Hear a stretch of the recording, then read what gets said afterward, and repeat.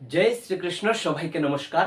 আজকের ভিডিওতে আমি শ্রীমদ্ ভগবদ গীতার এক গুরুত্বপূর্ণ অধ্যায়, যেখানে ভগবান শ্রীকৃষ্ণের যে অপার মহিমা, অপার শক্তি, এই শক্তির বর্ণনা করা হয়েছে।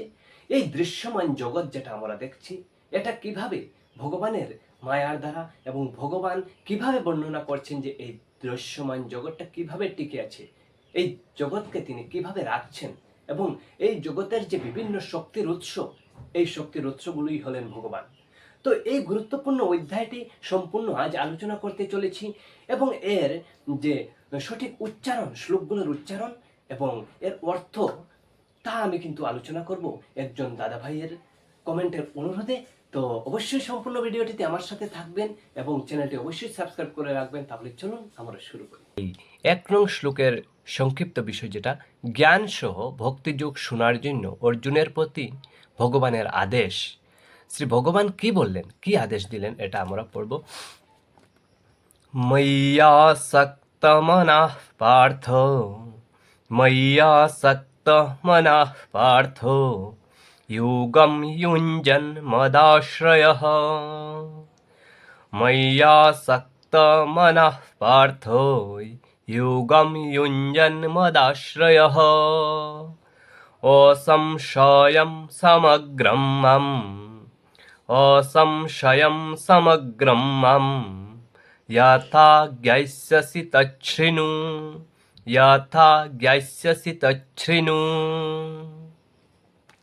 তো এই শ্লোকটির পদচ্ছেদ অর্থাৎ আলাদা আলাদা করে দেওয়া আছে।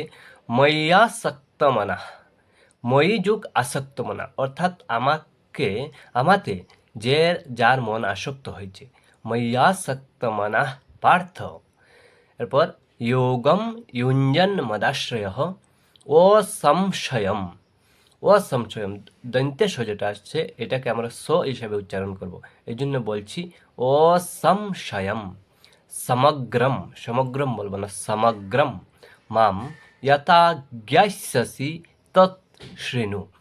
তো আরও একবার, ময়্যাসক্ত মনঃ পার্থ, যোগম युञ्जन् मदाश्रयः, অসংশয়ম সমগ্রম মাম যথা জ্ঞাস্যসি তচ্ছৃণু। এবারে এর অর্থ জানবো আমরা। এর অর্থ হলো, বিজ্ঞান সহ জ্ঞানের বর্ণনা করার জন্য ভগবানের প্রতিজ্ঞা এবং তার মহিমা। তিনি বৈজ্ঞানিকভাবে জ্ঞান জিনিসটা কি এর বর্ণনা করছেন এবং এর মহিমা বিষয়ে আলোচনা করছেন এর পরবর্তী শ্লোকগুলোতে। এবারে আমরা 2 নং শ্লোক পড়ব। জ্ঞানম তেহম সবিজ্ঞানম, জ্ঞানম তেহম সবিজ্ঞানম, ইদম বক্ষ্যাম্যশেষতঃ, ইদম বক্ষ্যাম্যশেষতঃ। এখানে আমরা ইদম বললাম, কিন্তু এখানে ই নাই। কিভাবে আমরা ইদমটা বললাম এটা আমি বলছি। স্ববিজ্ঞানম, তো এটা অনুষ্টুপ ছন্দ, আটটি করে পড়তে হয়, এই জন্য স্ববিজ্ঞানম, এবং হস্যইকার যেটা, এটাকে আমরা ই রূপে উচ্চারণ করে এটাকে আলাদা করে দিলাম, এবং ইদম বক্ষ্যাম্য শেষতঃ, এভাবে বললাম। যজ্ঞাত্বা নেহ ভূয়ন্যত, যজ্ঞাত্বা নেহ ভূয়ন্যত, জ্ঞাতব্যম অবশিষ্যতে, জ্ঞাতব্যম অবশিষ্যতে। জ্ঞাতব্যম এবং মোর সাথে ও আছে, এই জন্য অবশিষ্যতে এইভাবে বলছি। আমরা এর যে আলাদা আলাদা করে দেওয়া আছে এখানে, এটি আরও ভালোভাবে বুঝব। জ্ঞানম তেহম সবিজ্ঞানম, ইদম বক্ষ্যামি যুগ অশেষতঃ, এবং একসাথে বললে বক্ষ্যাম্যশেষতঃ। যজ্ঞাত্বা ন ইহ ভূয় অন্যত, জ্ঞাতব্যম অবশিষ্যতে। তো আরও একবার আমরা পড়ব। জ্ঞানম তেহম সবিজ্ঞানম, ইদম বক্ষ্যাম্যশেষতঃ, যজ্ঞাত্বা নেহ ভূয়ন্যত, জ্ঞাতব্যমবশিষ্যতে। আমরা যদি এর প্রত্যেকটি যা আলাদা আলাদা এখানে দেওয়া আছে এগুলোর যদি অর্থ জানতে চাই আমরা দেখতে পারছি এখানে, আপনারাও দেখে নেবেন। তো এবারে আমরা এর অর্থ জানব। এই শ্লোকটিতে ভগবান কি বলছেন। এর আগের শ্লোকে বর্ণনা বিজ্ঞান সহ বর্ণনা করবার কথা বলেছিলেন এবং কি বিজ্ঞান সহ এখানে বর্ণনা করেছেন তা আমরা জানব।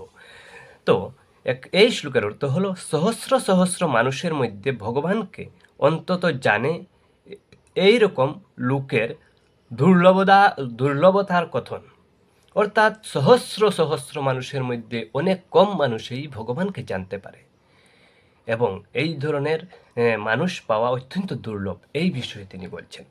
এর পরবর্তী শ্লোকে কি বলছেন, মনুষ্যাণাং সহস্রেষু মনুষ্যাণাং সহস্রেষু কশ্চিৎ যততি সিদ্ধয়ে কশ্চিৎ যততি সিদ্ধয়ে যততামপি সিদ্ধানাম यततामपि सिद्धानं कश्चिन्मां वेत्ति तद्वतः कश्चिन्मां वेत्ति तद्वतः। मनुष्याणां सहस्रेषु कश्चित् यतति सिद्धये यतताम् अपि सिद्धानां कश्चिन्मां वेत्ति तद्वतः। मनुष्याणां सहस्रेषु कश्चित् यतति सिद्धये यततामपि सिद्धानं कश्चिन्मां वेत्ति तद्वतः। এই শ্লোকটির যে আলাদা আলাদা এখানে অর্থ দেওয়া আছে, সহস্রেষু অর্থাৎ সহস্র সহস্র মানুষের মধ্যে, মনুষ্যানাম মানুষের মধ্যে, কশ্চিৎ কোনো কোনো ব্যক্তি, সিদ্ধ হয়ে আমার প্রাপ্তির জন্য ইয়ততি যত্ন করে থাকেন অর্থাৎ চেষ্টা করে থাকেন, ইয়ততাম ওই যত্নকারী যোগীদের মধ্যে ও কোনো পুরুষ মতপরায়ণ হয়ে আমাকে তত্ত্বতভাবে জেনে থাকে অর্থাৎ যথার্থই আমাকে অনুভব করে, অর্থাৎ সহস্র সহস্র মানুষের মধ্যে কোনো একজন আমাকে জানতে পারে। এই ধরনের মানুষ অত্যন্ত দুর্লভ, এই কথা বলছেন। তো এর পরবর্তী যেটা শ্লোক, এই শ্লোকে তিনি কি বর্ণনা করছেন, ভগবানের অপরাধ শক্তির কথা বর্ণনা করছেন। তিনি কি বলছেন, ভূমিরাপনলো বায়ুঃ ভূমিরাপনলো বায়ুঃ খম্মন বুদ্ধিরেব চ খম্মন বুদ্ধিরেব চ অহংকার ইতি যম মে অহংকার ইতি যম মে ভিন্না প্রকৃতিরষ্টধা। এই শ্লোকটি যখন আমরা আলাদা আলাদা করব অর্থাৎ বিচ্ছেদ করব তখন ভূমি আপ অনল বায়ু খোম মন বুদ্ধি এবচ অহংকার ইতি ইয়ম মে ভিন্না প্রকৃতির অষ্টদা। অর্থাৎ পৃথিবী, জল, অগ্নি, বায়ু, আকাশ, মন, বুদ্ধি আর অহংকার ও এইভাবে এই 8 ভাবে বিভক্ত আমার প্রকৃতি রয়েছে। এই 8টা পরাপ্রকৃতি এই ধরনের রয়েছে আমার, ভূমি, আপ, এই সমস্ত। তো এর বর্ণনা করছেন তিনি এইভাবে আমাদেরকে বোঝাতে চেয়েছেন। তো এই শ্লোকটি আরও একবার পড়ব। ভূমিরাপনলো বায়ুঃ খম্মন বুদ্ধিরেব চ অহংকার ইতি যম মে ভিন্না প্রকৃতিরষ্টদা। এর পরবর্তী শ্লোকে তিনি পরা প্রকৃতির বর্ণনা করছেন। এই যেগুলা বর্ণনা করলেন এগুলা করলেন অপরা প্রকৃতির বর্ণনা, অর্থাৎ জড় যা কিছু আছে তার বর্ণনা করলেন এবং যা অস্তিত্ব আছে এইগুলার বর্ণনা করছেন।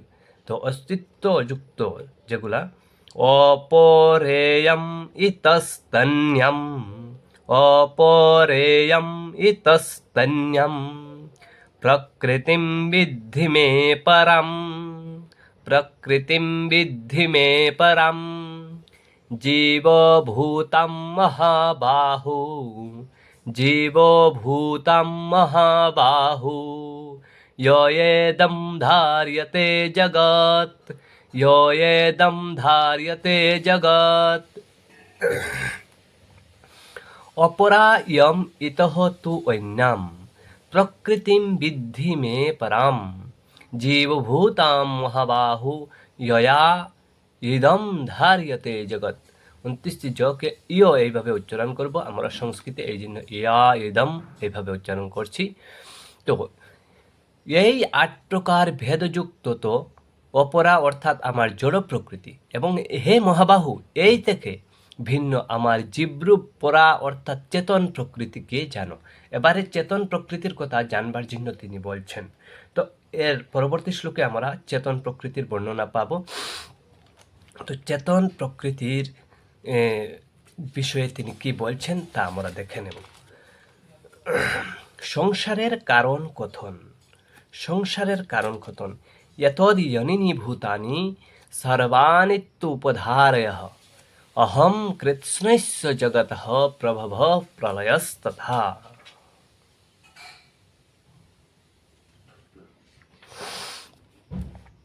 तो সংসারের কারণ কথন এতদ যোনিনি ভূতানি সর্বানিত্যুপধারয়ः अहम कृत्स्नस्य जगतः प्रभवः प्रलयस्तथा। यतद योनिनि भूतानि सर्वाणि इति उपधारयः अहम कृत्स्नस्य जगतः प्रभवः प्रलयस्तथा। হে অর্জুন, তুমি এইরূপ বুঝে নাও যে সকল প্রাণী এই দুই প্রকৃতি হতেই উৎপন্ন হয়, আর আমি হই সম্পূর্ণ জগতের প্রভব এবং প্রলয়ের কারণ। তো এবারে এর পরবর্তী শ্লোকে তিনি কি বলছেন দেখে নিন। অর্থাৎ সম্পূর্ণ জগতের মূল কারণই হলাম আমি। তো এর পরবর্তী শ্লোকে পরমেশ্বরের সর্বব্যাপী স্বরূপের বিষয়ে তিনি বর্ণনা করছেন। তিনি বলছেন মত্ত পরতরম নান্যৎ মত্ত পরতরম নান্যৎ কিঞ্চিদস্তি ধনঞ্জয় ময়ি সর্বম ইদম প্রূতম ময়ি সর্বম ইদম প্রূতম সূত্রে মণিগণা ইব। মত্ত পরতরম ন অন্যৎ, অর্থাৎ আমাকে ছাড়া আর কিছু নেই। কিঞ্চিদ অস্তি ধনঞ্জয়, কিঞ্চিত ওর কিছু নেই। ময়ি সর্বম ইদম প্রূতম ময়ি সর্বম ইদম প্রূতম সূত্রে মণিগণা ইব। মত্ত পরতরম নান্যৎ কিঞ্চিদস্তি ধনঞ্জয় ময়ি সর্বমিদম প্রূতম সূত্রে মণিগণা ইব। তো এই শ্লোকটির অর্থ আমরা জানব।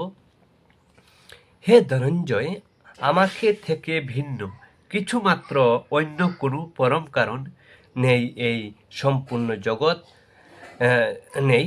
এই সম্পূর্ণ জগৎ সূত্রতে অর্থাৎ সূত্রের মাধ্যমে মণিসমূহের মতো আমাতে গ্রথিত আছে।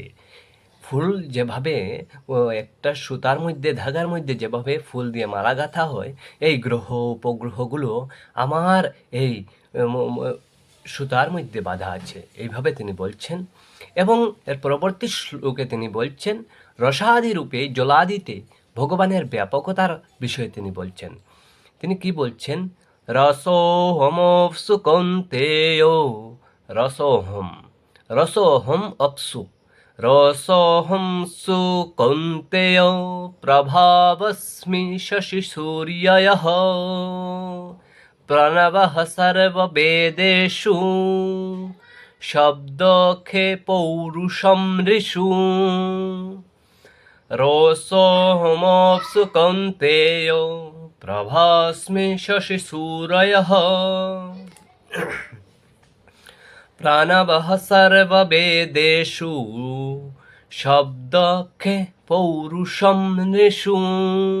রস অহম অপ্সু কৌন্তেয় প্রভা অস্মি শশি সূর্যয়ঃ। হে কৌন্তেয়, আমি এই সূর্যের প্রভা, চন্দ্রের প্রভা এবং রস অহম অপ্সু অর্থাৎ জলের রস যেটা সেটা আমি। প্রণবঃ সর্ববেদেষু, এই বেদের প্রণব শব্দ এবং খে পৌরুষ মৃষু।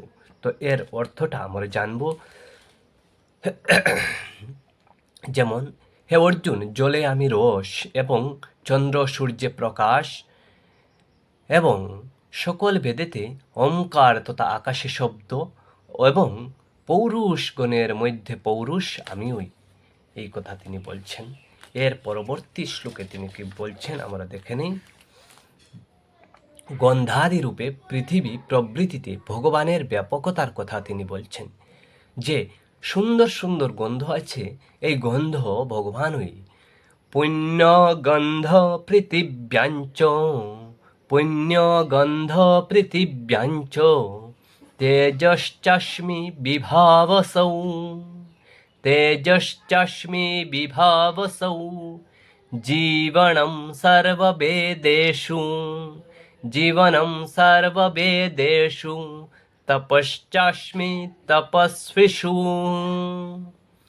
পুণ্যগন্ধ পৃথিব্যাঞ্চ, তেজশ্চাস্মি বিভাবসৌ, জীবনম সর্ববেদেষু, তপশ্চাস্মি তপস্বিষু।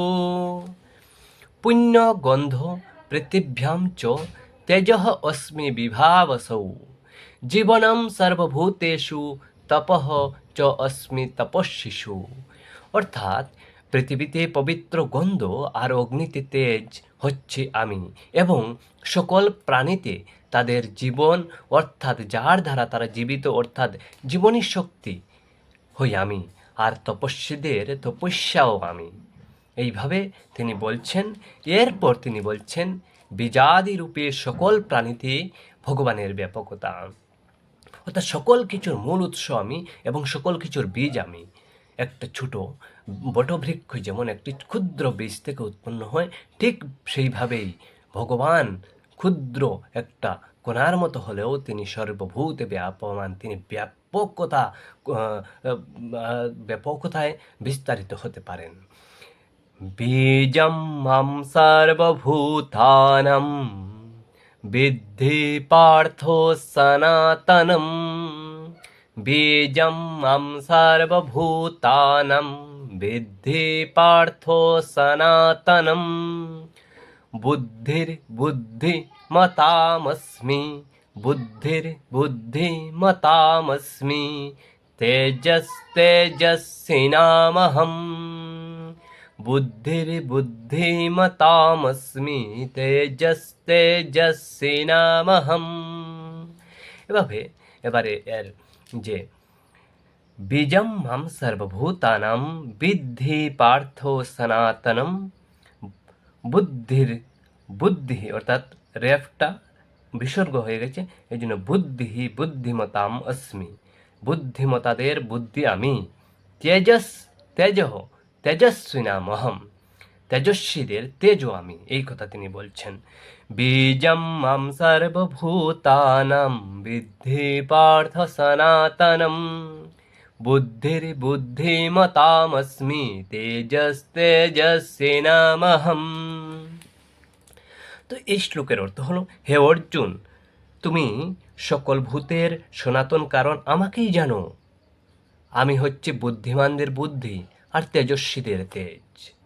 তো এর পরবর্তী শ্লোকগুলি এর পরবর্তী ভিডিওতে আমি নিয়ে আসবো, কারণ এই ভিডিওটি যদি অত্যন্ত দীর্ঘ হয়ে যায় তাহলে আপনাদের বোরিং লাগবে, এবং চ্যানেলটি অবশ্যই সাবস্ক্রাইব করে রাখবেন। এবং আরও যদি কিছু প্রয়োজন হয় শ্লোকের উচ্চারণ সম্বন্ধীয় আমাকে কমেন্টের মাধ্যমে জানাবেন। ধন্যবাদ সবাইকে। হরে কৃষ্ণ। সবাই ভালো থাকবেন।